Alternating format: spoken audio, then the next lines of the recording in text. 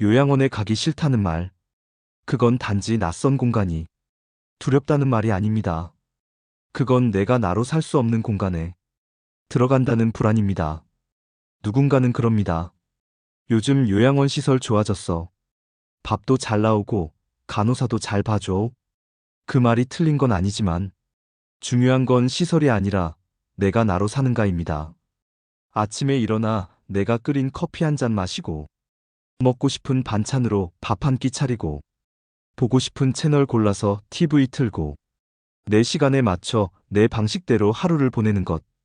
이 작은 자유들이 사라지는 순간 우리는 비로소 요양원에 들어갔다고 느끼게 됩니다. 그리고 간병인. 물론 고맙고 꼭 필요한 존재입니다. 하지만 속으로는 이런 생각 들지 않으셨나요? 내가 왜 이렇게까지 되어야 하지? 내 손으로 할 수 있는 건 내가 하고 싶은데. 자식한테까지 미안하고 민망하고. 그게 바로 사람 마음입니다. 몸이 힘든 것보다 존엄을 잃는 게 더 괴로운 게 우리 인생의 끝자락입니다. 그런데 말입니다. 정말 어쩔 수 없는 걸까요? 요양원에 갈 수밖에 없고 누군가의 손을 빌리지 않고는 살아갈 수 없는 걸까요? 그렇지 않습니다. 지금부터 잘 준비하면 그런 노후를 피할 수 있습니다. 노화는 누구에게나 오지만 노쇠는 막을 수 있습니다. 늙는 것과 약해지는 것은 전혀 다릅니다. 많은 분들이 치매를 가장 두려워합니다. 하지만 그보다 먼저 찾아오는 건 근력 저하, 보행 능력 상실, 그리고 일상생활을 스스로 못하는 상태. 바로 그겁니다. 지금 이 영상을 클릭한 당신, 스스로 밥을 차려 먹고, 옷을 입고, 씻고 말하고, 지하철도 탈 수 있고, 마트도 갈 수 있다면 아직 늦지 않았습니다.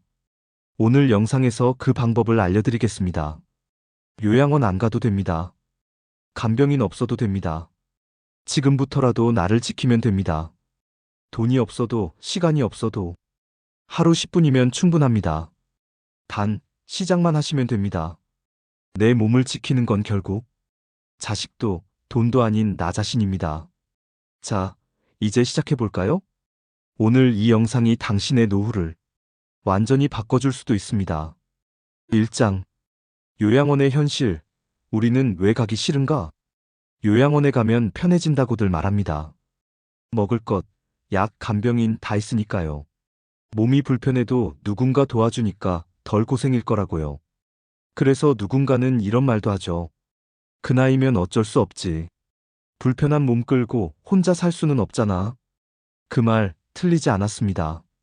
하지만 그 안에는 단 한 줄도 당신은 아직 사람으로 살아갈 수 있다는 믿음은 없습니다. 하루는 이렇습니다. 아침 6시. 직원들이 방마다 돌아다니며 불을 켭니다. 어떤 날은 밤잠을 설쳤고 어떤 날은 더 자고 싶은데 이제 씻으셔야죠 라는 말 한마디에 몸을 일으켜야 합니다. 눈꺼풀이 무거워도 몸이 찌뿌듯해도 일어나야 합니다. 화장실 줄을 서야 합니다. 씻는데 시간이 오래 걸리면 뒷사람 눈치가 보여 서두르게 됩니다. 씻고 나면 누군가 가져다주는 옷을 입습니다. 입고 싶은 옷은 없습니다. 그냥 오늘 그날 주어진 옷입니다. 식당에 앉으면 음식이 놓여 있습니다. 오늘은 미역국에 고등어 나왔네요. 배가 고프지 않아도 먹어야 하고 비위가 안 맞아도 남기면 미안한 마음이 듭니다. 먹고 나면 정해진 활동 시간입니다. 노래 부르기, 손체조, 종이 접기. 하기 싫은 날도 있습니다. 혼자 창밖을 보고 싶은 날도 있죠. 하지만 참여하지 않으면 왜 그러시냐, 어디 아프시냐는 걱정을 받습니다. 그래서 그냥 참여하는 척합니다. 앉아있기만 합니다. 그게 제일 편하니까요. 낮잠 시간. 어디선가 콧노래 소리. 어디선가 작은 다툼 소리. 요양원은 조용하지도 따뜻하지도 않습니다. 그저 각자의 외로움이 스피커 없이 울리는 공간일 뿐입니다. 저녁이 되면 또다시 정해진 식사. 그 후엔 치매 방지를 위한 뉴스 듣기 프로그램. 그리고 9시 반 소등. 내가 보고 싶은 드라마가 있어도 불을 켜고 책을 더 읽고 싶어도 그건 이곳의 삶에 어긋납니다. 내가 원하는 건 사라지고 내가 해야 할 것만 남은 하루. 그런 하루가 매일 반복됩니다. 밤이 되면 조용한 방 안, 어딘가에서 숨소리, 기침소리, 낮보다 더 외로운 밤이 시작됩니다. 그리고 불현듯 생각이 듭니다. 내가 사는 걸까? 아니면 그냥 남겨진 걸까? 직원들은 최선을 다합니다. 간병인들도 정말 고생 많으십니다. 하지만 이 구조 안에선 나라는 존재보다 환자라는 정체성이 더 먼저입니다. 내 삶이 아니라 관리되는 하루, 감정이 아니라 기록되는 증상, 자유가 아니라 루틴화된 통제가 먼저입니다. 그래서 우리는 요양원에 가기 싫다고 말합니다. 그 말 속엔 단지 건물이나 시설이 싫다는 뜻이 아니라 내가 나로서 살고 싶은 마지막 남은 바람이 담겨 있는 겁니다. 내 뜻대로 일어나고, 내 입맛대로 먹고, 내 손으로 옷을 입고, 내가 보고 싶은 채널을 보며 하루를 마무리하는 삶. 그게 정말 별건가요? 아닙니다. 하지만 그 사소한 것들이 모여 우리가 느끼는 사람답게 산다는 감각을 지켜주는 겁니다. 그러니 우리는 묻습니다. 내가 이렇게까지 살아야 하나? 그리고 답합니다. 아직 늦지 않았습니다. 지금 이걸 느끼는 당신은 아직 준비할 수 있는 사람입니다. 다음 장에서는 그 준비의 핵심, 간병 없이 혼자 살기 위해서 우리가 알아야 할 돈 이야기, 간병비의 현실을 짚어보겠습니다. 2장, 간병 비용, 얼마나 드는가? 간병인을 쓴다는 건 내 몸이 누군가의 손 없이는 유지되지 않는다는 뜻입니다. 식사, 배변, 씻기, 옷 갈아입기. 당연하게 여겼던 일상이 이젠 혼자선 불가능한 순간이 온다는 뜻이죠. 그 순간 우리는 사람의 도움이 필요해집니다. 그리고 그 도움에는 비용이 따릅니다. 정식 간병인을 하루에 쓰려면 보통 10만 원에서 15만 원, 24시간 상주 간병은 하루 20만 원 이상입니다. 한 달로 치면 적게는 300만 원, 많게는 500만 원 이상. 요양병원에 입원해도 상주 간병은 보호자 부담입니다. 건강보험도 장기요양 등급도 간병비까지는 책임져 주지 않습니다. 국가가 도와준다는 말, 현실에선 그리 넉넉하지 않습니다. 장기요양 등급 판정 받아야 하는데 심사에서 떨어지면 한 푼도 지원이 없습니다. 게다가 등급을 받아도 지원금은 정해진 항목에만, 그것도 제한적으로 나옵니다. 가족이 직접 간병하면 되지 않냐고요? 쉽지 않습니다. 누군가의 인생이 통째로 멈춰야 하니까요. 직장을 그만두고 밤을 새우고 감정 노동까지 함께 감당해야 합니다. 자식에게 부탁하면 죄송하고 배우자가 도우면 서로 원망이 쌓이고 간병은 몸보다 마음이 더 무너지는 일입니다. 한 달, 두 달은 버틸 수 있습니다. 그런데 1년, 2년, 혹은 그 끝이 언제일지 모른다면요? 가족이 무너집니다. 삶의 균형이 무너집니다. 통장도, 관계도, 건강도 다 무너집니다. 그래서 요즘 많은 사람들이 말합니다. 나는 절대 간병인 쓰게 만들지 말아줘. 나중에 그럴 것 같으면 그냥 요양병원 보내줘.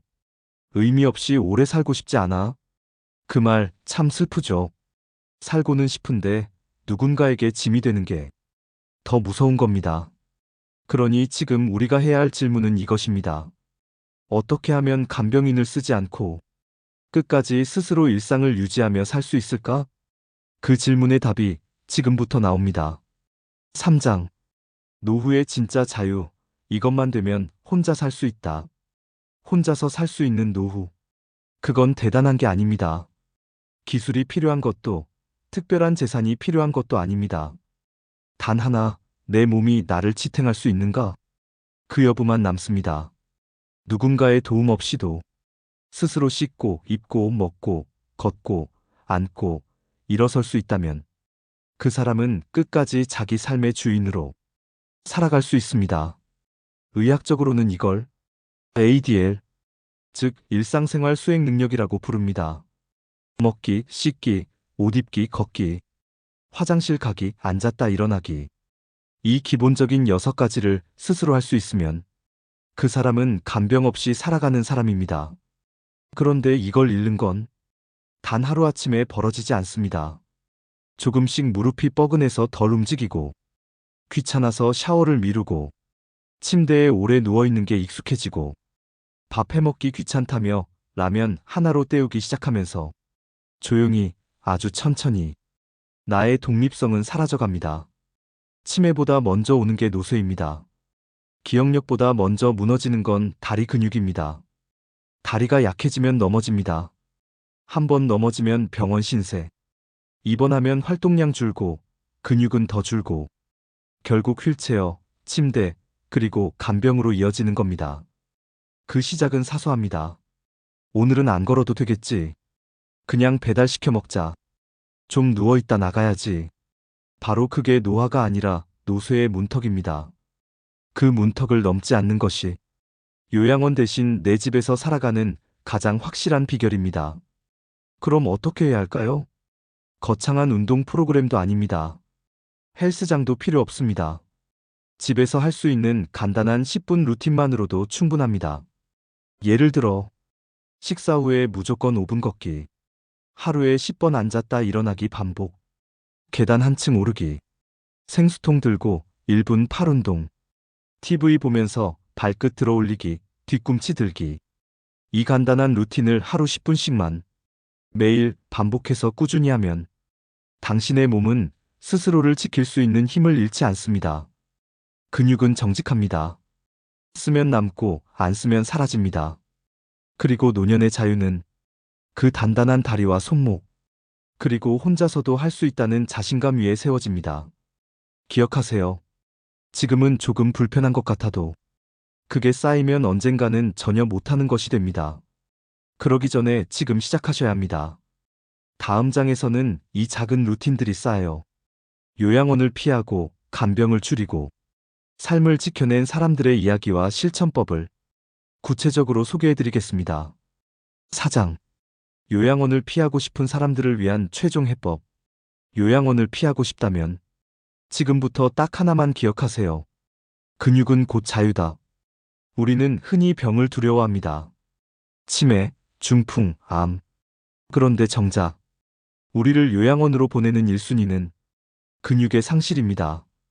다리가 약해져 걷지 못하고 팔에 힘이 없어 밥을 못 먹고 혼자 일어나지도 못하는 순간, 그때 우리는 이제 혼자 살 수 없다는 판정을 받게 됩니다. 그래서 지금 아프지 않아도 바로 오늘부터 시작해야 합니다. 근육을 남겨두는 습관, 움직이는 몸을 지키는 루틴. 예를 들어 이렇게 해보세요. 아침 루틴. 눈 뜨면 바로 침대에서 일어나기 앉은 채로 팔 돌리기 10회. 세수하면서 발 뒤꿈치 들기 20회. 주방에 서 있을 땐 무릎 굽혔다 펴기 5회.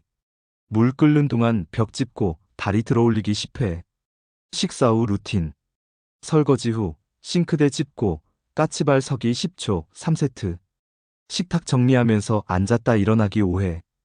TV 볼 때 소파 앞에서 무릎 높이 들기 10회씩 좌우. 잠들기 전 루틴. 치약 짜기 전 벽 짚고 팔 벌려 옆으로 들기 10회. 이불 덮기 전에 침대 옆에서 발끝 들어 올리기. 누운 채로 다리 쭉 펴고 천천히 들었다 내리기 5회. 이 루틴 하루에 10분이면 충분합니다. 하지만 이 10분이 당신의 자립을 10년 더 연장할 수 있습니다. 무조건 운동만 하라는 얘기도 아닙니다. 환경을 바꾸는 것도 큰 도움이 됩니다. 예를 들면 자주 쓰는 물건은 허리 높이에 두기, 문고리와 조리대, 의자 높이를 무릎보다 약간 높게 조절, 화장실에 미끄럼 방지 손잡이 설치, 침대 옆 작은 조명으로 야간 낙상 방지, 양손에 물건 들지 않도록 앞치마 주머니나 작은 슬링백 활용. 이런 사소한 변화들이 걷기, 일어나기, 먹기, 씻기를 조금 더 쉽게 만들어주고, 그게 결국 요양원을 피할 수 있는 생활로 이어지는 겁니다. 그리고 한 가지 더. 혼자 사는 게 불안하다면 이웃과 연결되는 구조를 만드세요. 동네 경로당, 평생교육원, 마을 커뮤니티. 거창한 모임이 아니라도 좋습니다. 오늘 잘 지내셨어요? 한마디 나눌 수 있는 사이만 있어도 돌봄의 반은 해결됩니다. 요양원은 원래 사람이 혼자 감당할 수 없는 상태가 되었을 때 가는 곳입니다. 그렇다면 지금 우리는 혼자 살 수 있는 방법을 이미 배우고 있는 겁니다. 그리고 이 모든 걸 당신도 충분히 할 수 있습니다. 다음 장에서는 이 모든 습관과 루틴을 지킨 사람들, 끝까지 간병 없이 살아가는 사람들의 공통점을 살펴보며 노후를 설계하는 마지막 조언을 드리겠습니다. 5장. 혼자 살아도 괜찮은 노후를 위한 준비. 혼자 사는 노후.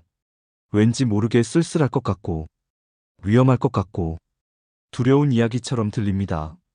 하지만 지금 혼자서도 충분히 지혜롭게, 당당하게 살아가는 사람들이 점점 늘고 있습니다. 그들의 공통점은 단 하나, 혼자이 돼 단절되지 않는다는 점입니다. 60대 후반에 혼자가 된 김정희 씨는 동네 복지관에서 요가를 배우기 시작했습니다. 처음엔 어색했지만 같은 시간 같은 얼굴을 반복해서 마주하니 서로 인사하고 점심도 함께하고 이제는 서로 아플 때 먼저 연락을 주고받는 사이가 되었습니다. 그는 말합니다. 가족이 멀리 있어도 내가 이 동네에서 지켜야 할 얼굴이 있다는 게 살맛이 나게 해요. 또 어떤 분은 매일 아침 6시 30분이면 무조건 산책을 나갑니다. 혼자지만 늘 마주치는 사람들 덕분에 오늘도 나가야지라는 생활 리듬이 생긴다고 하죠. 몸을 챙기는 루틴이 관계를 만들고 관계가 다시 일상을 붙잡아 줍니다. 또 중요한 건 공간을 다루는 방식입니다. 한 칸짜리 작은 방도 의자를 바꾸고 물건 배치를 바꾸고 햇빛 잘 드는 방향에 의자를 놓는 것만으로도 삶의 에너지가 달라집니다. 혼자니까 더 깔끔하게 정리하고 혼자니까 더 규칙적인 루틴을 만들고 혼자니까 더 내가 원하는 방식으로 살아갑니다. 누구와 사느냐보다 중요한 건 어떻게 사느냐입니다. 혼자여도 좋습니다. 외로움을 두려워하지 말고 단절만 경계하면 됩니다. 나에게 말을 건네는 사람 한 명, 나를 기다리는 일정 한 가지, 내가 챙길 수 있는 내 몸 하나만 있으면 그 삶은 결코 외롭지 않습니다. 그리고 기억하세요. 혼자 살아도 괜찮은 노후는 계획이 있는 삶입니다. 오늘 뭐 먹을지 생각하는 사람, 다음 주 동네 강좌 신청해 놓은 사람, 일일 일산책 체크리스트 적어두는 사람, 침대 옆 손잡이를 먼저 설치해 두는 사람, 혼자 살지만 응급벨은 챙겨두는 사람. 이런 준비가 모여 요양원이 아닌 내 집에서 내 삶을 지킬 수 있게 해줍니다. 누구에게도 피해주지 않고 누구에게도 의존하지 않고 내가 선택하고 내가 움직이는 노후. 그게 진짜 자유 아닐까요? 우리는 나이 들수록 점점 누군가의 가족으로, 책임으로 혹은 부담으로 존재하게 됩니다. 그리고 언젠가부터 내가 뭘 더 할 수 있을까 보다 누구한테 피해 안 줘야겠다는 생각이 앞서게 되죠. 그렇게 하루하루 나라는 사람은 조금씩 작아지고 존엄은 천천히 사라집니다. 하지만 생각해보면 우리가 정말 바라는 건 거창한 게 아닙니다. 누구에게 의존하지 않고 누구의 눈치를 보지 않고 그저 내가 나로서 살아가는 하루. 내가 원할 때 눈 뜨고 내 손으로 밥 짓고 내 발로 걸어나가 햇빛을 마주하는 그 하루만으로도 충분히 사람답게 살아갈 수 있는 노후입니다. 그걸 지키기 위해 필요한 건 어떤 고가의 보험도 아니고 누구의 도움도 아닙니다. 바로 지금 나를 위한 10분의 시간입니다. 몸을 움직이고 루틴을 만들고 습관을 쌓고 나를 돌보는 것. 그게 바로 혼자 살아도 무너지지 않는 힘입니다. 그리고 그 힘은 내 삶을 내가 설계할 수 있는 주도권으로 이어집니다. 누가 뭐라고 해도 나는 내가 원하는 방식으로 살고 내가 선택한 공간에서 내가 아끼는 것들과 하루를 보내고 마지막까지 이게 내 삶이었다고 말할 수 있는 삶. 그게 우리가 바라는 노년 아닐까요? 혼자 살아도 괜찮습니다. 아니, 혼자여서 더 자유롭고 혼자여서 더 단단할 수 있습니다. 중요한 건 그 자유가 우연히 주어지지 않는다는 것. 지금부터 준비하고 지금부터 다듬어야 그 삶이 현실이 됩니다. 오늘 작은 다짐 하나면 충분합니다. 오늘은 한 끼라도 내가 차려 먹겠다. 오늘은 5분이라도 걸어보겠다. 오늘은 내 공간을 조금 더 나답게 정리해보겠다. 오늘은 내 몸을 한번 다독이겠다. 오늘은 나를 위한 시간을 하루에 딱 10분 내보겠다. 이런 작은 실천이 모여 내 삶의 모양을 바꿉니다. 그리고 결국 내 노후의 방향을 바꿉니다. 누군가에게 의존하지 않아도, 시설에 맡기지 않아도 나는 끝까지 나로 살 수 있습니다. 당신도 그럴 수 있습니다. 그 시작이 오늘 이 영상이었기를 바랍니다. 오늘 영상이 마음에 드셨다면 좋아요, 구독 부탁드립니다. 감사합니다.